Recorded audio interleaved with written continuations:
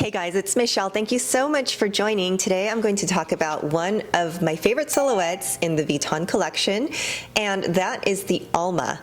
So the Alma is one of the classic silhouettes of Vuitton, created by Vuitton, a very recognizable bag. The three bags in the Vuitton classics that are recognizable everywhere are the Speedy, the Alma, and the Noé. I might be missing something in there, but when you see those bags, you know that it's classic Vuitton, and of course, every other brand has tried to copy it. Well, the Alma is personally one of the bags that I like to sell on the floor as a former client advisor for Vuitton, and just one of those classic shapes, very feminine shape that I feel belongs in every woman's luxury wardrobe. So first I'm going to give you some fun facts that you probably did not know about the Alma. First of all, Louis Vuitton was started as a travel company. He started the company with trunks that were waterproof and would cross the Atlantic on big transatlantic ships. This was how the company was started. It's actually a travel company, not a handbag company. But the way it became a handbag company was at the request of certain celebrities to translate some of these travel bags to handbags to accompany their travel bags. So the most famous one is the Speedy, and the Speedy 25 was actually requested by Audrey Hepburn. You can see I have a video all about that. But did you know that Coco Chanel was actually the one who requested the Alma, or what is now called the Alma? So she requested a custom-made bag in 1925. So at the time, Vuitton was only a travel company, and one of their iconic bags is called the Steamer. You may or may not know this bag that sits on the shelf here. It's the City Steamer. She's a very expensive bag. Not super popular on social media, but the City Steamer is actually modeled after the Steamer bag, and the Steamer bag, it's a laundry bag. It's a laundry bag with two compartments, one for dirty laundry and one for clean laundry. So Coco Chanel herself requested a handbag version of a steamer bag, and at the time it was labeled the SQUIRE. This, as I understand, is a more hexagonal shape, but this was the bag requested by Coco Chanel, and it would turn into the Alma. So the SQUIRE bag, requested in 1925 by Coco Chanel, became produced for the public in 1934, and it was renamed the Champs-Élysées after this. I'm sorry if I butchered the name, I'm not French.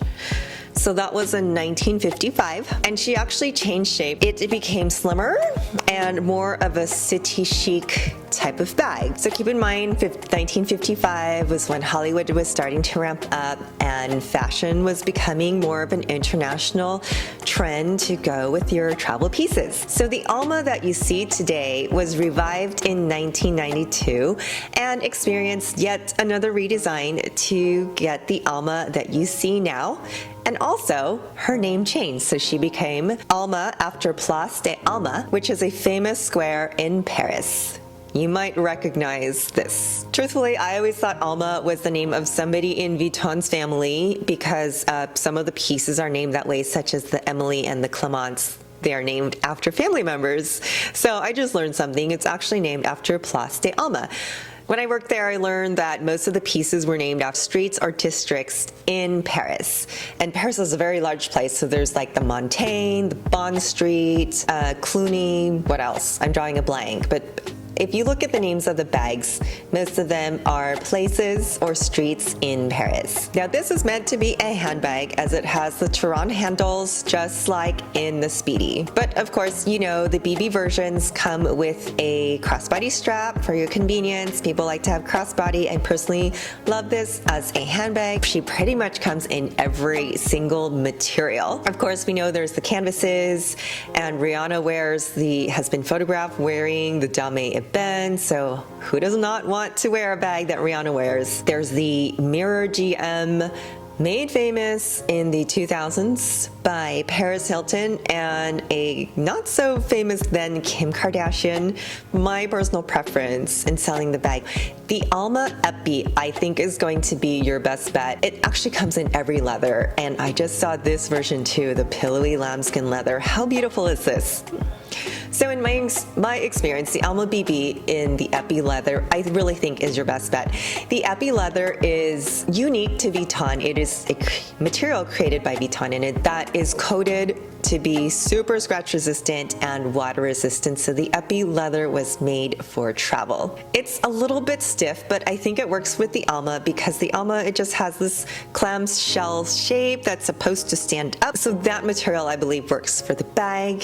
And for this particular silhouette is timeless. As I've said before, the Epi leather, if you can find it pre-loved, you can usually find it at a really good price, at better price points than you can find some of the pre-loved canvases. So many fun Almas, the graffiti, the multicolor. Who remembers the multicolor? Now, I actually didn't like this bag at the time because I felt that everybody and their mother and their grandmother had the bag, but this version has a zipper and studs. How fun is that? So something to know if you are going to buy a pre-loved bag, they may or may not be able to replace the part of the leather that has the pyramid studs.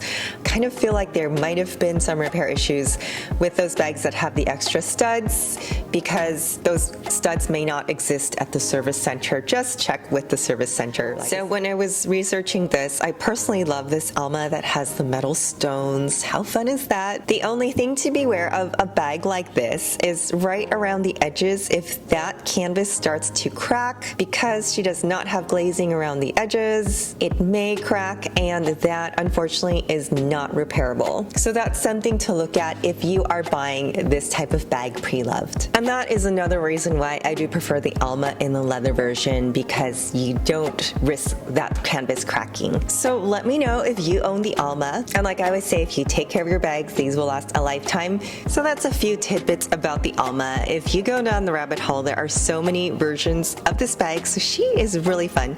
But I do love her because she's feminine, she's timeless, she is a classic that can fit in your closet no matter the time of year, no matter what color you get. And you can watch my videos too of what to buy first. She is definitely on the list of bags to have. If you're to this part of the video, guys, thank you so much. Don't forget to smash that like and subscribe button. And my name is Michelle. I'll see you soon. Bye.